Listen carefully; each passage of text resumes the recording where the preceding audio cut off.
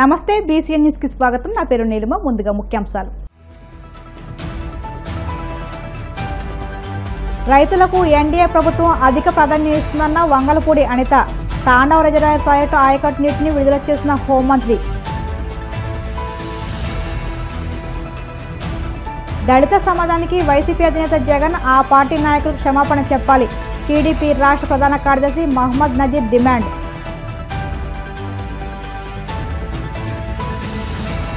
కూటమి ప్రభుత్వం అంబేద్కర్ రాజ్యాంగాన్ని పక్కన పెట్టి అడుగడుగున ప్రజాస్వామ్యాన్ని కూనీ చేస్తుంది.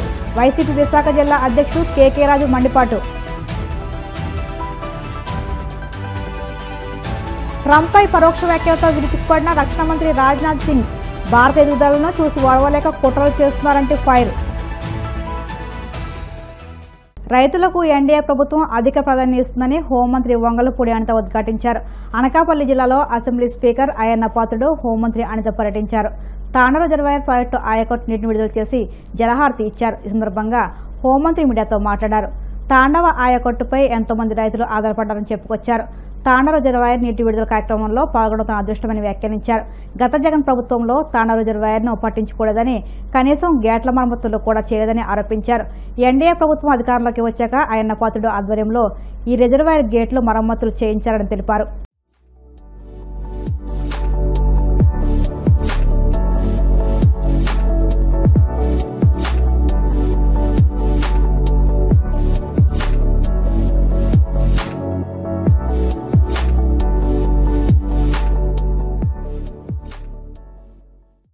ప్రాజెక్ట్ ని కట్టిన తర్వాత ప్రాజెక్ట్ ని మెయింటైన్ చేయడం అనేది చాలా ఇంపార్టెంట్.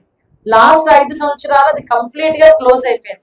కనీసం ఇందాక గౌరవ స్పీకర్ గారు చెప్తున్నారు, ఆ గేట్లు కూడా తుప్పు పట్టిపోయి పైకి వచ్చే పరిస్థితులు లేక, ఆ బోల్ట్లు కూడా లేక చాలా ఇబ్బందులు పడే సందర్భం మనం అందరం కూడా చూసాం. ఈ మళ్ళా మన గవర్నమెంట్ వచ్చిన తర్వాత ప్రత్యేకంగా ఇరిగేషన్ మీద దృష్టి పెట్టడం జరిగింది. ఇరిగేషన్ మీద దృష్టి పెట్టడమే కాదు, కేవలం ఇలాంటి ఎక్కడెక్కడైతే గేట్లు పాడైపోయిన గేట్లు ఉన్నాయి, లేకపోతే తుప్పు పట్టిపోయిన గేట్లు ఉన్నాయి, వ్యవసాయ ఆధారిత కాలువలు ఎక్కడ ఉన్నాయి, వాళ్ళకి సంబంధించి రిజర్వాయర్లు ఎక్కడ ఉన్నాయి, ఇవన్నీ కూడా ఒక క్రానలాజికల్ గా తీసుకొని ఒక పక్క ఇరిగేషన్ డిపార్ట్మెంట్ తో పాటు ఎస్డిఆర్ఎంఎఫ్ మన డిజాస్టర్ మేనేజ్మెంట్ కూడా దీంట్లో పాలు పంచుకొని ఈ రోజు మన డిజాస్టర్ మేనేజ్మెంట్ నుంచి దగ్గర 2 కోట్ల రూపాయలు కూడా ఈ రోజు ఏర్పాటు చేయడం కూడా జరిగింది. సాగు నీరిచ్చే పరిస్థితుల్లో ఈ రోజు ఉన్నాం. ఇంకా విషయం ఏంటంటే, ఇప్పుడే నేను అడిగాను ఇరిగేషన్ ఆఫీసర్ కి, ఈ తాండవ రిజర్వాయర్ కి మనకి ఎక్కడ కూడా నదులు లింకేజ్ లేదు. కేవలం కంప్లీట్ గా వర్షం మీద ఆధారపడి వచ్చే నీరు ఇదంతా కూడా. ఈ వర్షం మీద ఆధారపడి వచ్చే నీటిని ప్రతి నీటి చుక్కని కూడా ఒడిసి పట్టుకున్నట్టుగా ఇక్కడ రిజర్వాయర్ ఏర్పాటు చేసుకుని చుట్టుపక్కల ఉన్న గ్రామాలన్నిటికీ కూడా ఒక పక్క తుని నియోజకవర్గానికి, పాయకరావుపేట నియోజకవర్గానికి, నర్సీపట్నం నియోజకవర్గంలో ఉన్న 50,000 ఎకరాలకు ఈరోజు సాగునీరు అందించే కార్యక్రమం ఈ రోజు జరగబోతోంది. అంటే ఒక రైతులకి అధిక ప్రాధాన్యత ఇచ్చే గవర్నమెంట్ గా ఎన్డీఏ కూటమి ఈ రోజు పనిచేయడం. దానిలో భాగంగా ఈ రోజు నర్సీపట్నం నియోజకవర్గంలో ఉన్న ఈ రిజర్వాయర్ ని ఇమీడియట్ గా సార్ దృష్టిలో పెట్టిన వెంటనే మన కమిటీ చైర్మన్ వాళ్ళు ఇమీడియట్ గా దీని మీద దృష్టి సారించి రిపేర్లు పని పూర్తి చేయడమే కాకుండా వచ్చేటప్పుడు చెప్తున్నారంటే, ఒక కమిట్మెంట్ ఉన్న నాయకుడు తాలూకా పద్ధతి ఎలా ఉంటుందని చెప్పడానికి చెప్తున్నా. కాలువలు కూడా అబ్జర్వ్ చేస్తున్నారు. అమ్మ మొన్న ఇవన్నీ శుభ్రం చేయించావమ్మా అని. అంటే ఒక సీనియర్ మోస్ట్ లీడర్, ఒక స్పీకర్ స్థాయిలో ఉన్న వ్యక్తి ఒక రైతుకి సంబంధించిన పని గురించి ఎంతలా ఆలోచిస్తున్నారో మీ అందరికీ తెలియజెప్పాలనే ఉద్దేశంతో చెప్తున్నా. ఒక పక్క స్లిట్ మొత్తం తీసామమ్మా, ఇంకా చేస్తున్నారు చాలా మంది. లాస్ట్ గవర్నమెంట్ మొత్తం వదిలేసింది. ఇది కనుక ఇస్తే కొన్ని పంటలు పండుతాయి. పంటలు పండడమే కాదు, పంటలకు సంబంధించి గిట్టుబాటు ధర కూడా మనం కల్పించి ఏర్పాటు చేయాలి. ఏదైనా రైతుకి అదే కదా, సంవత్సరం అంతా కష్టపడిన తర్వాత ఆ పంట చేతికి వచ్చిన తర్వాత పంటకి గిట్టుబాటు ధర రాకపోయినా కూడా రైతు ఇబ్బంది పడే పరిస్థితి. పంటకి గిట్టుబాటు ధర కల్పించాలి. ఈ ఉద్దేశంతోనే మీ అందరికీ తెలుసు, మొన్ననే ఆగస్టు 2వ తారీఖు నుంచి మనకి మీ అందరికీ కూడా అన్నదాత సుఖీభవ కింద ఫస్ట్ ఫేజ్ డబ్బులు కూడా గౌరవ ముఖ్యమంత్రి గారు, గౌరవ నరేంద్ర మోడీ గారు కలిపిన డబ్బులు కూడా మీ అందరికి కూడా వచ్చినాయి. చెప్పింది చెప్పినట్టుగా చేసే పరిస్థితి కూడా కనిపిస్తా ఉంది. వైసీపీ దళిత మైనార్టీ ద్రోహి అని దళిత సమాజానికి జగన్ ఆ పార్టీ నాయకులు క్షమాపణ చెప్పాలని టీడీపీ రాష్ట్ర ప్రధాన కార్యదర్శి మహమ్మద్ నజీర్ డిమాండ్ చేశారు. విశాఖ జిల్లా టీడీపీ కార్యాలయంలో ఆయన మాట్లాడుతూ, వైసీపీకి దళితులు అంటే ఎంత చిన్న చూపో తిరుపతి ఘటన ఉదాహరణని, దళిత యువకుడు పవన్, అనిల్ రెడ్డి, దినేష్ రెడ్డిలు అప్పు తీర్చలేదని కిడ్నాప్ చేసి విచక్షణారహితంగా కొట్టారని ధ్వజమెత్తారు. తిరుపతి మాజీ ఎమ్మెల్యే బోమన కరుణాకర్ రెడ్డి ప్రధాన అనుచరులు చేసిన కిడ్నాప్ వ్యవహారంపై బోమన కనీసం స్పందించలేదని మండిపడ్డారు. గంజాయి బ్యాచ్ను పోలీసులు కొట్టారని పరామర్శకు వెళ్లిన జగన్ పవన్ ఘటనపై ఎందుకు స్పందించలేదని నిలదీశారు. దాడి చేసిన వారిపై కూటమి ప్రభుత్వం చర్యలు తీసుకుంటుందని ఆయన స్పష్టం చేశారు. సమాజానికి వైసీపీ పార్టీ అధినేత జగన్మోహన్ రెడ్డి గారు కూడా క్షమాపణ చెప్పాలి. ఈ మాట మేము ఎందుకంటున్నామంటే అనేక పర్యాలు వైసీపీ ప్రభుత్వం ఉన్నప్పుడు, వైసీపీ ప్రభుత్వం లేనప్పుడు కూడా దళితులన్నా, మైనార్టీలన్నా, బడుగుబడిన వర్గాలన్నా ఎంత చిన్న చూపో మొన్న తిరుపతిలో జరిగిన సంఘటే ఉదాహరణ. మనందరం చూశాం. దళిత యువకుడు మన సోదరుడు పవన్ ని ఏ విధంగా హింసించారు అనిల్ రెడ్డి, దినేష్ రెడ్డి. ఎవరి అనిల్ రెడ్డి, దినేష్ రెడ్డి? పవన్ చేసిన తప్పేంటి?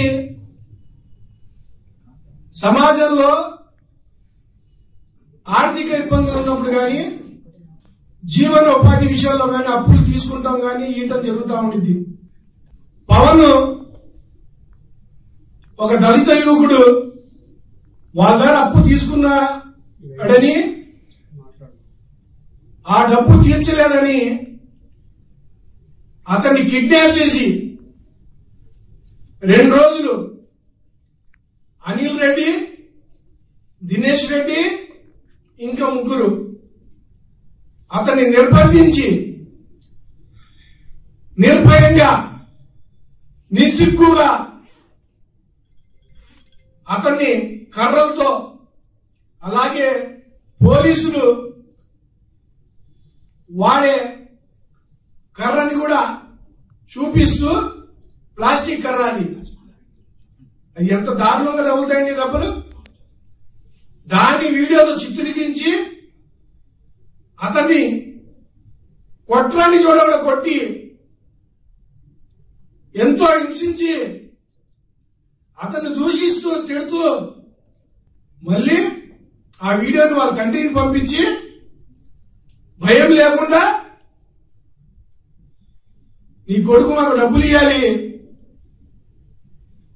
ఆ డబ్బులు ఇస్తేనే నీ కొడుకుని వదిలిపెడతాను, అంత చంపేస్తామన్నారు. ఇంతకీ ఎవరి అనిల్ రెడ్డి, దినేష్ రెడ్డి? స్వయంగా భూమన కరుణాకర్ రెడ్డి, మాజీ ఎమ్మెల్యే తిరుపతి, మరియు భూమన అభినయ రెడ్డికి అనుచరులు, ప్రధాన అనుచరులు. నేటికి జరిగే ఆ ఇన్సిడెంట్ 4వ రోజు కనీసం భూమన కరుణాకర్ రెడ్డి గాని, భూమన అభినయ రెడ్డి గాని, వైసీపీ నాయకులు గాని, జగన్మోహన్ రెడ్డి గాని ఒక్క మాట మాట్లాడలేదు. కూటమి ప్రభుత్వం అధికారంలోకి వచ్చిన తర్వాత అంబేద్కర్ రాజ్యాంగాన్ని పక్కన పెట్టి అడుగడుగున ప్రజాస్వామ్యాన్ని కూను చేస్తుందని వైసీపీ విశాఖ జిల్లా అధ్యక్షుడు కేకే రాజు ఆక్షేపించారు. కేవలం రాజకీయ ప్రయోజనాలే లక్ష్యంగా రెడ్ బుక్ రాజ్యాంగాన్ని అమలు చేస్తుందని మండిపడ్డారు. విశాఖపట్నం వైసీపీ కార్యాలయంలో ఆయన మీడియాతో మాట్లాడుతూ జీవీఎంసీ స్టాండింగ్ కమిటీ ఎన్నికలో రహస్య ఓటింగ్ వివరాలు బయటకు రావడంపై ఆయన తీవ్ర ఆగ్రహం వ్యక్తం చేశారు. ప్రజాస్వామ్య స్ఫూర్తికి విఘాతం కలిగించేలా సీక్రెట్ బ్యాలెట్ వివరాలను వెల్లడించిన అధికారులపై చర్యలు తీసుకోవాలని డిమాండ్ చేశారు. వీరిపై చర్యలకు ఖచ్చితంగా న్యాయపోరాటం చేస్తామని ఆయన స్పష్టం చేశారు. ఈ రాష్ట్రంలో ఈ కూటమి నాయకులు ఎవరైతే కూటమి తరపున పోటీ చేసే అభ్యర్థులు 10 మంది ఉన్నారో, ముందుగా తెలుగుదేశానికి 6, మానుకొన్న బీజేపీకి 1, జనసేనకి ఏదో 3 ఏదో అనుకుని పేపర్లో వచ్చింది. మీడియాలో చూసిన దాని ప్రకారం అన్ని మీడియాలో వచ్చింది. అక్కడ ఏంటంటే ఎవరైతే అభ్యర్థులు పోటీ చేస్తున్నారో ప్రతి అభ్యర్థి కూడా ఇంత డిపాజిట్ చేయాలి, కూటమి పార్టీ తరపు నుంచి ఎవరైతే పోటీ చేస్తున్నారో ఇంత డిపాజిట్ చేయాలని ఒకటి సిస్టమ్ పెట్టుకోవడం, ఆ డిపాజిట్ చేసిన వ్యక్తుల దగ్గర నుంచి కలెక్ట్ చేసిన దాంతో ఓటుకు నోటు ఇచ్చినా సరే ధైర్యం సరిపోక ఈరోజు విశాఖపట్నం చరిత్రలో నాకు తెలిసి స్టాండింగ్ కమిటీ ఎన్నికల్లో ఇలా క్యాంపు రాజకీయాలు చేయటం అనేది అయితే ఎప్పుడు నాకు తెలిసి అయితే జరగలేదు. వాళ్ళకి ఆనవాయితీకి వచ్చిన రిసార్ట్కి, భీముల దగ్గర రిసార్ట్కి తరలించి 5వ సాయంత్రం ఆ రిసార్ట్ నుంచే, ఎందుకంటే వాళ్ళ మీద ఈరోజు ఇక్కడ ఎలాంటి పరిస్థితి, దీన్ని మనం గమనించాల్సిన విషయం ఏంటంటే డబ్బు ఇచ్చినా, అధికారం ఉన్నా, అధికారాన్ని దుర్వినియోగపరిచి కొన్ని రకాల వ్యవహారాలు చేస్తున్నా వాళ్ళు కార్పొరేటర్ల మీద వాళ్ళకి నమ్మకం లేదు. ఆ కూటమికి సంబంధించిన కార్పొరేటర్ల యొక్క శీలాన్ని శంకిస్తూ వాళ్ళ మీద నమ్మకం లేక క్యాంపు రాజకీయాలు చేసింది మీరు. క్యాంపు పెట్టి నేరుగా అక్కడి నుంచి బస్సులో ఎత్తుకొచ్చి ఓట్లు వేయించడానికి తీసుకొచ్చింది మీరు. ఇవన్నీ చేశారు. ప్రజాస్వామ్యయుతంగా అంతిమంగా ధర్మం గెలుస్తుంది. ప్రజాస్వామ్యంలో నైతికంగా మేము విజయం సాధించాం. నైతికంగా విజయం సాధించిన తర్వాత ప్రజాస్వామ్యాన్ని కూనీ చేస్తూ ఒక సీక్రెట్ బ్యాలెట్ పద్ధతిలో జరిగిన ఎన్నికలో ఓట్లేసిన ఓటర్స్ని వాళ్ళ స్వేచ్ఛను హరించి ఈరోజు మీరు పలానా వ్యక్తికి మీరు ఓటు ఎందుకు వేశారు అని కూటమి నాయకులు ఎవరైతే వైఎస్ఆర్ కాంగ్రెస్ పార్టీకి మద్దతుగా ఓటు వేశారో వాళ్ళని గత 3 రోజుల నుంచి బెదిరింపు తిరగటం అనేది పూర్తిగా అప్రజాస్వామికం. ఇది చాలా దురదృష్టకరమైన సంఘటన. ఎన్నికలకు సంబంధించి జరిగిన వ్యవహారాలను బహిర్గతం చేసి సీక్రెట్ బ్యాలెట్ పద్ధతిలో జరిగిన ఎన్నికని బహిర్గతం చేసి ఈరోజు ఎవరికి ఎవరు ఓటు వేశారని కూటమి నాయకులు కానీ మేయర్ గారికి కానీ ఏ విధంగా తెలుసు. ఎన్నికల్లో అవకతవకలు చేయటం, ఎలక్షన్ ప్రక్రియను కరప్ట్ చేయటం ఇది అత్యంత హేయమైన చర్య. ఇప్పటికీ కూటమి ప్రభుత్వం అధికారంలోకి వచ్చిన తర్వాత గత 14 ఏళ్ళగా చూసాం ఏ విధంగా వైఎస్ఆర్ కాంగ్రెస్ పార్టీ మద్దతుదారుల పైన ఏ విధంగా దాడులు చేస్తున్నారు, ఏ విధంగా తప్పుడు కేసులు బనాయిస్తున్నారు, ఏ విధంగా వాళ్ళ ఆస్తులను ధ్వంసం చేస్తున్నారు, ఏ విధంగా భౌతిక దాడులు పాల్పడుతున్నారని కనీసం మద్దతుదారులు అయితేనే ఈరోజు ఒక అడుగు ముందుకేసి ఎవరు ఓటు వేశారు, ఎవరు ఏ పార్టీకి ఓటు వేశారని సీక్రెట్ బ్యాటిల్లో జరిగిన దాన్ని కూడా బహిర్గతం చేశారంటే ఈ రాష్ట్రంలో ఎంత దయనీయమైన పరిస్థితులు ఉన్నాయి, ఈ రాష్ట్రంలో ఏ విధంగా ప్రజాస్వామ్యాన్ని కూనీ చేస్తున్నారు. ఈ స్థానిక సంస్థలకు సంబంధించి అడ్డగోలుగా ఏదో రకంగా స్థానిక సంస్థల్లో పట్టు సాధించాలనే ఉద్దేశంతో గత ప్రభుత్వంలో ఉన్నప్పుడు వైఎస్ఆర్ కాంగ్రెస్ పార్టీ తరఫున గెలిచిన సర్పంచుల దగ్గర నుంచి జెడ్పీటీసీలు, ఎంపీపీలు, ఎంపీటీసీలు, కార్పొరేటర్స్ వరకు వారందరినీ కూడా భయభ్రాంతులు గురి చేసి అనేక స్థానిక సంస్థల్లో అడ్డగోలుగా వ్యవహరించి వారు కొన్ని చోట్ల కైవసం చేసుకోవడం జరిగింది.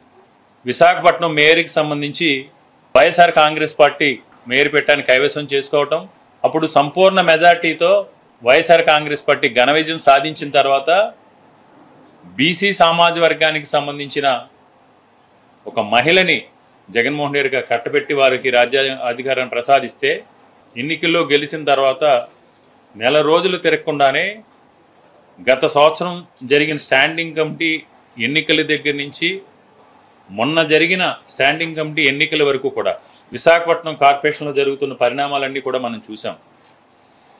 గత సంవత్సరం జరిగిన స్టాండింగ్ కమిటీ ఎన్నికల్లో వైఎస్ఆర్ కాంగ్రెస్ పార్టీ తరఫున గెలిచిన కార్పొరేటర్ని బెదిరించి అదిరించి, లేకపోతే వైఎస్ఆర్ కాంగ్రెస్ పార్టీ తరఫున గెలిచిన కార్పొరేటర్లో ఎవరికైనా అవసరాలుంటే వారి స్వప్రయోజనాల కోసం వారిని ప్రలోభ పెట్టి లాస్ట్ ఇయర్ స్టాండింగ్ కమిటీ ఎన్నికల్లో కూటమి ప్రభుత్వం స్టాండింగ్ కమిటీని కైవసం చేసుకోవడం జరిగింది.